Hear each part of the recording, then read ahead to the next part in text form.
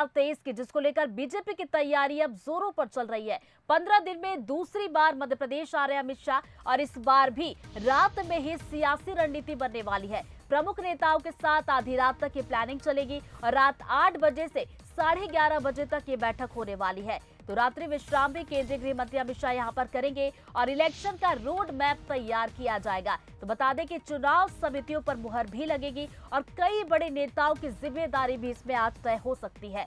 सिंधिया, कैलाश और प्रहलाद पटेल को बड़ी जिम्मेदारी मिल सकती है। आपको बता दें कि पिछली बार भी अमित शाह ने रात में ही बैठक की थी। तो देखिए, छत्तीसगढ़ के दौरे पर जब वो गए थे, इसके पहले 15 दिन पहले जब वो मध्य प्रदेश में राजधानी भोपाल में 13 वरिष्ठ नेताओं के साथ बैठक करने के लिए पहुंचे थे, तब भी हमने देखा था कि रात को ये सियासी रणनीति तैयार की गई थी। और अब आज जब केंद्रीय गृह मंत्री अमित शाह भोपाल पहुंचेंगे तो आज भी रात में ही ये सियासी रणनीति तैयार की जाएगी। तो बता दें कि बड़े बड़े नाम सामने आ रहे हैं, चाहे सिंधिया की बात करें, कैलाश की बात करें या फिर प्रहलाद पटेल की बात करें, तो इनको आज बड़ी जिम्मेदारी मिल सकती है। चलिए, इसी खबर पर ज्यादा जानकारी लेंगे। एग्जीक्यूटिव एडिटर मनोज जी हमारे साथ इस वक्त लाइव जुड़ गए। मनोज जी, एक गौर करने वाली बात है, चाहे आप छत्तीसगढ़ की बात करें, 15 दिन पहले जब शाह भोपाल पहुंचे थे और आज भी जब पहुंच रहे हैं, देखिए हालांकि कई बड़े नेताओं को जिम्मेदारी मिलेगी, ये तो तय है, लेकिन गौर करने वाली बात यह है कि रात को ही रणनीति यहां पर तैयार की जा रही है। देखिए, आपको याद होगा जब पुराने युद्ध हुआ करते थे तो युद्ध की जो रणनीति बना करती थी रात को, क्योंकि सूर्योदय के बाद युद्ध समाप्त हो जाते थे। भारतीय जनता पार्टी भी कुछ इसी लाइन पर काम करने जा रही है और आप देखिए अमित शाह अब जब भी पहुंच रहे हैं तो देर शाम आते हैं और देर रात तक अपनी रणनीति को अंजाम देते हैं। पिछली बार जितनी भी बातें हुई थी उन बातों पर कितना काम भारतीय जनता पार्टी जिन लोगों को सौंपा गया था वो कर पाए हैं। दूसरी बात यह है कि अलग अलग जो समितियां बनाई जानी हैं उन समितियों में किन लोगों को शामिल किया गया है, क्या उनमें से कुछ लोगों को जोड़ा जाना है, कुछ को हटाया जाना है, इन सब मुद्दों पर आज अमित शाह जी चर्चा करने वाले हैं। 7:30 बजे भारतीय जनता पार्टी के दफ्तर पहुंच जाएंगे और उसके बाद 8 बजे से बैठक शुरू होगी जो देर रात तक चलती रहेगी। लेकिन रात में बात करने की वजह भी यह है कि तमाम दिन भर के काम जो अलग अलग पदाधिकारी है वो निपटा भी लेते हैं और अमित शाह भी इस बीच में, आप देखिए लोकसभा भी चल रही है, बहुत सारी जिम्मेदारियां हैं, मणिपुर घटनाक्रम भी चल रहा है, तो तमाम तरह की चीजों के बाद वो भी फ्री हो जाते हैं। और संगठन को यदि धार देना है तो रात से बेहतर कोई वक्त नहीं होता है, इसीलिए पर्याप्त समय यहाँ देने वाले हैं। करीब 8 से ज्यादा ऐसी समितियां हैं जिनकी घोषणाएं है, संभावना एक व्यक्त की जा रही है कि 27 को सुबह या आज ही देर रात को घोषित हो जाएगी कि कौन सी समिति, जिसमें ज्योतिरादित्य सिंधिया को महत्वपूर्ण भूमिका मिल सकती है, कैलाश विजयवर्गीय को महत्वपूर्ण भूमिका मिल सकती है, प्रहलाद पटेल, वीरेंद्र खटीक, ये सब वो है जो केंद्रीय मंत्री है और कैलाश जी तो वैसे भी राष्ट्रीय महामंत्री है, तो अलग अलग क्षेत्रों की जिम्मेदारी दिया जाना है।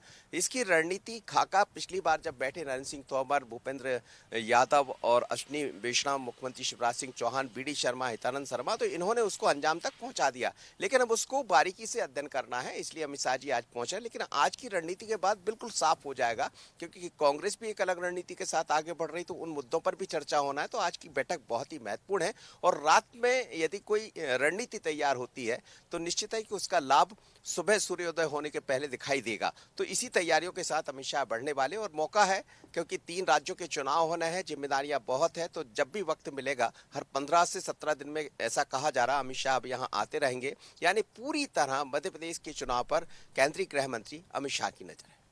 बिल्कुल मनोज जी, देखिए पिछली दफा भी जब केंद्रीय गृह मंत्री अमित शाह भोपाल पहुंचे थे, हमने देखा था कि 15 वरिष्ठ नेता थे जिनके साथ बंद कमरे में रणनीति तैयार की गई थी। अगर आज की हम बात करें, आज पर अगर गौर करें, तो क्या लगता है कि किस तरह की सियासी रणनीति आज बैठक में तैयार की जा सकती है?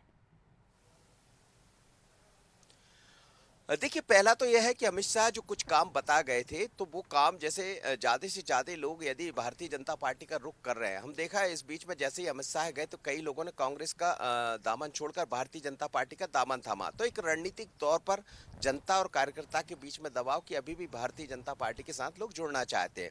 दूसरी तरफ वो नेता, पुराने नेता जो कहीं दूर हो रहे थे, तो उनसे मिलने का एक टारगेट तय किया गया था कि आपको उनसे मिलना है, बातें करना है और समन्वय के साथ जो संवाद की कमी आई है उस संवाद को बढ़ाना।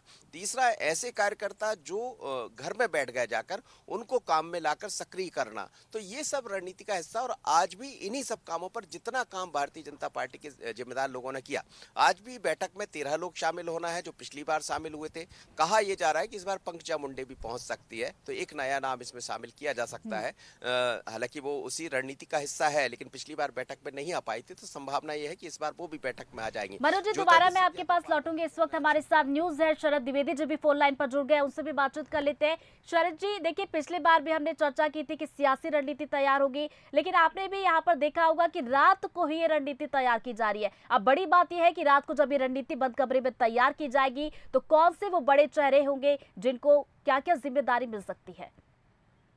देखिए, अब जो कमेटीज बीजेपी ने इलेक्शंस के लिए फाइनल की हैं, उनको एक औपचारिक मुहर लगेगी। कमेटीज के जो प्रमुख लोग हैं, उन्होंने काम शुरू कर दिया है, उनको हरी झंडी मिल गई है, लेकिन ऑफिशियली अमित शाह जी से चर्चा के बाद उनकी जानकारी मिलाकर जारी किया जाएगा। तो यानी चुनाव के लिए काम करने वाली जो महत्वपूर्ण कमेटीज हैं, उनके जो मेंबर हैं और उनके जो पदाधिकारी हैं, उनका डिक्लेरेशन संभावित है एक दिन बाद या आज रात को।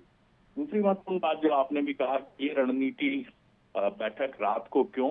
केंद्रीय गृह मंत्री हैं अमित शाह, पूरे देश के महत्वपूर्ण मसले, संसद चल रही है, मणिपुर का विषय है, तो दिन भर वो अपना काम निपटाते हैं। देखिए, उनकी भी स्ट्रेंथ काम करने की बड़ी जबरदस्त है।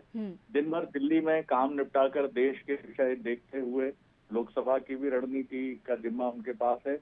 ये सब करने के बाद वो शाम को पहुंचते हैं संबंधित राज्य में, चाहे वो छत्तीसगढ़ हो या मध्य प्रदेश हो, और वो ये भी कोशिश करते हैं कि देर रात तक 11 बजे तक ये मीटिंग चले, जिससे बहुत सुकून से वो आराम से सारे मसले जो भी है, क्योंकि ये रिव्यू मीटिंग भी होती है, क्योंकि वो पहले टास्क दे चुके होते हैं कि ये काम करने हैं, फिर उसका वो मूल्यांकन करते हैं। जहां लगता है कि वो निर्देश देते हैं और वो फिर हट ही नहीं दिखाते, वो कोशिश करते हैं जिससे कि एक स्ट्रेस ना हो, ईज आउट भी करने का मौका उनको मिले, तो वो रात्रि विश्राम उसी राज्य में करते हैं। ये रणनीति है जो बिल्कुल ठीक प्रतीत होती है, ठीक दिशा में जाती हुई प्रतीत होती है। ऋतु जी बिल्कुल, तो देखिए आज रात को फिर से एक बार रणनीति तैयार की जाएगी, चाहे 2023 विधानसभा चुनाव की बात करें या फिर लोकसभा चुनाव की बात करें, तो बीजेपी एक तरीके से देखा जाए तो पूरी तरह से कमर कस चुकी है। आज शाह आज पहुंचे और एक बड़ी बैठक आज देखने को मिलेगी। बहुत बहुत शुक्रिया शरद जी हमारे साथ फोन लाइन पर जुड़ने के लिए, चर्चा के लिए। साथ ही साथ एग्जीक्यूटिव एडिटर मनोज जी भी हमारे साथ लाइव जुड़े हुए थे, आपका भी बहुत बहुत शुक्रिया मनोज जी।